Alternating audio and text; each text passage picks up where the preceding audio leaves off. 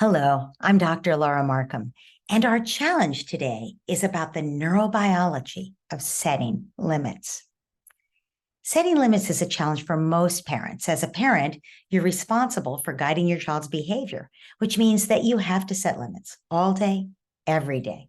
But did you know that the way you set limits can have either a positive or a negative impact on your child's developing brain and nervous system?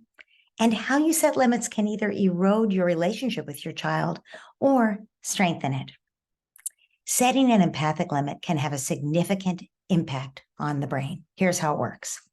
Authoritarian limits, do it my way or the highway, get this done now, get up and do what I say, don't talk back. Those kinds of limits can trigger the child's stress response because the child perceives the limit setting as a threat. If the child is made to feel bad and wrong for what they want, they feel under attack and they get defensive. And children who are anxious often respond with defiance. I won't do that because it makes them scared.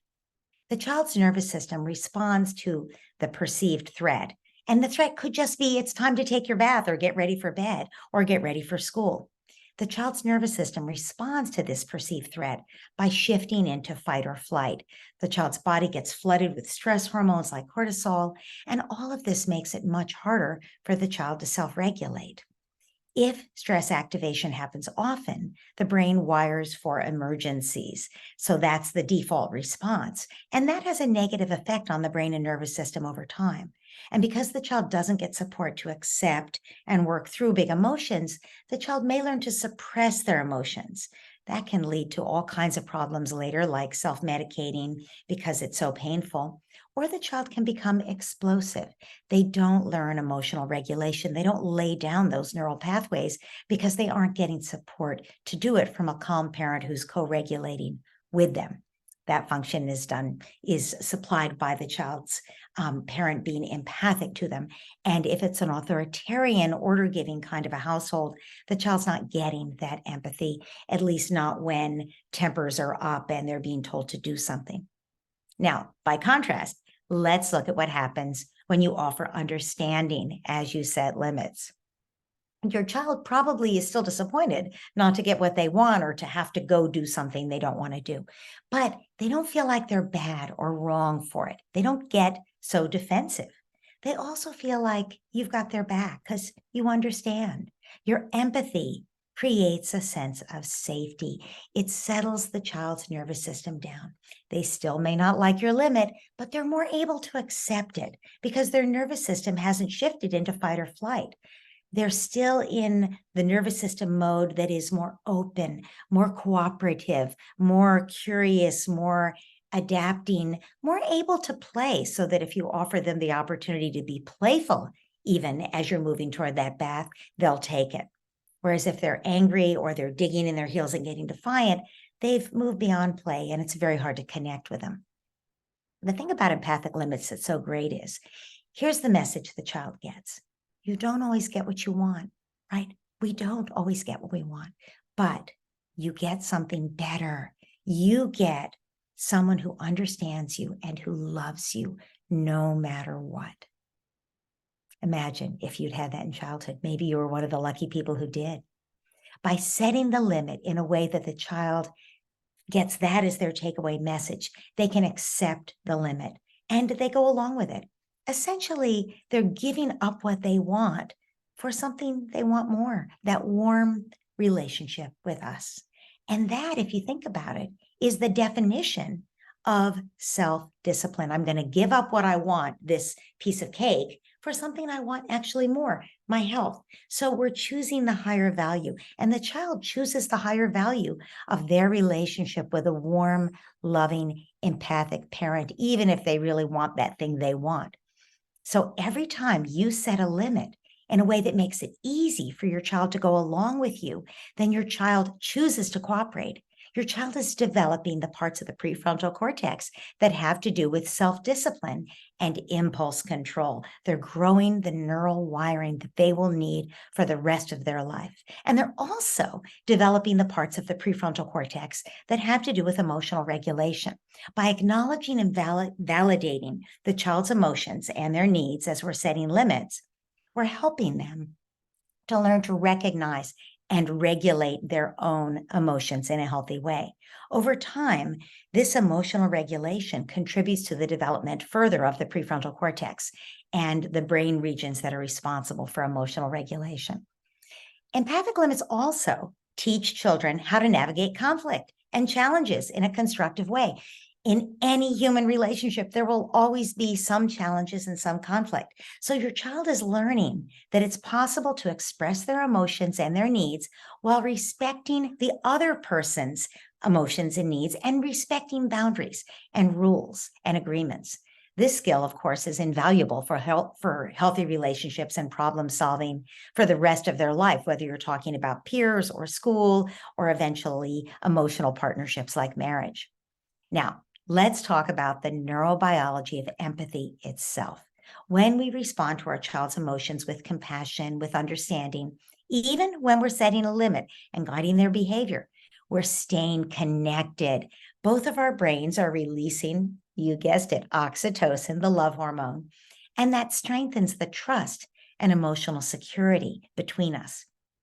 The child is developing a more positive sense of self-worth because they don't feel bad about themselves and secure attachment to us. And they're learning that it's okay to express their emotions and get help, seek help when they need help.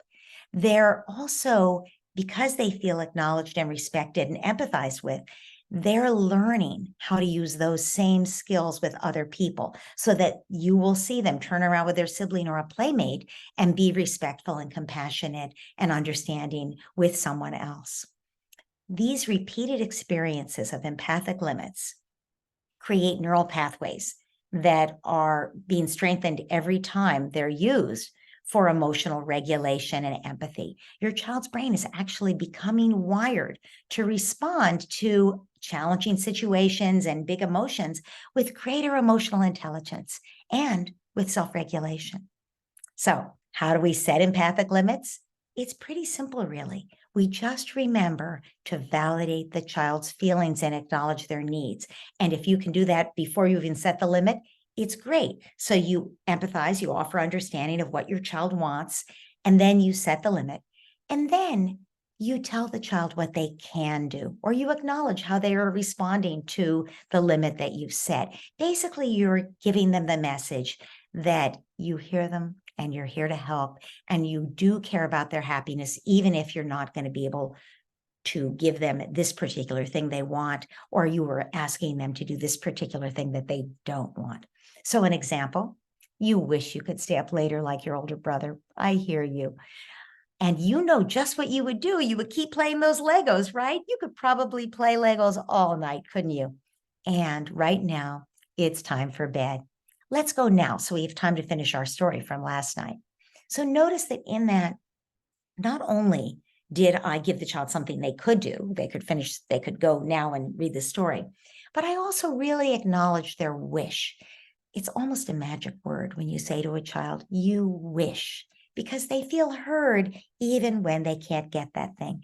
And I also can say to him, when you're older, like your brother, you'll be able to stay up until 8 o'clock also, right? So I am giving him some hope for the future. And I'm not making him bad or wrong for wanting to stay up. And I'm not complaining that I had to tell him 4 times to stop playing the Legos. I'm just holding the line. Yep, I know you want to stay up. And now it's time to get ready for bed. Another example. Yes, that cookie does look yummy, doesn't it? But your body needs some healthy fuel. It's almost dinner time. Let's get something yummy that will help your body. Now, at this point, a toddler who's hungry and also tired might well just dissolve on the floor in tears. They might be kicking and screaming because they can't have the cookie. But that doesn't mean I'm going to give him the cookie. I hear that he really needs it. I hear he really wants it. I understand how yummy it looks and how hungry his body is. And I'm going to allow him to express all that. And he's going to calm down and he's going to feel understood. And then I'm going to get a glass of milk or something else that will fill the body and also help the child feel cared about, but that isn't going to be something that would be bad for him to eat at that time of day. So you're holding your limit. The fact that you're empathizing doesn't mean you change your limit, but you're still absolutely understanding that this really isn't what you wanted. This day is not unfolding the way you wanted it to. I understand.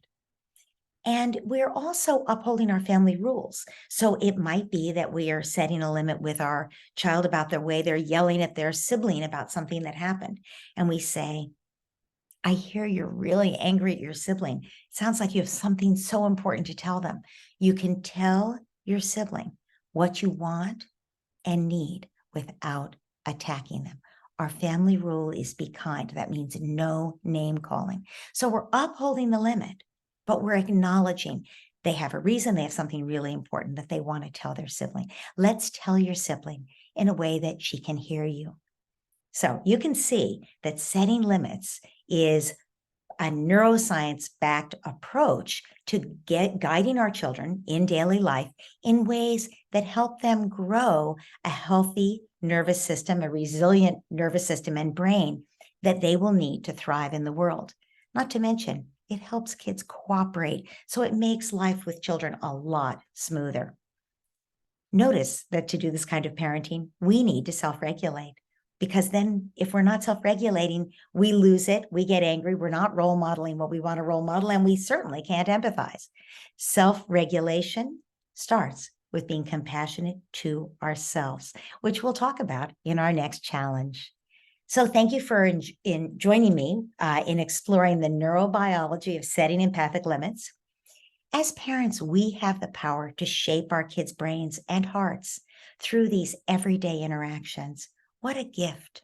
Until next time, take care of yourself and keep nurturing empathy, one loving limit at a time.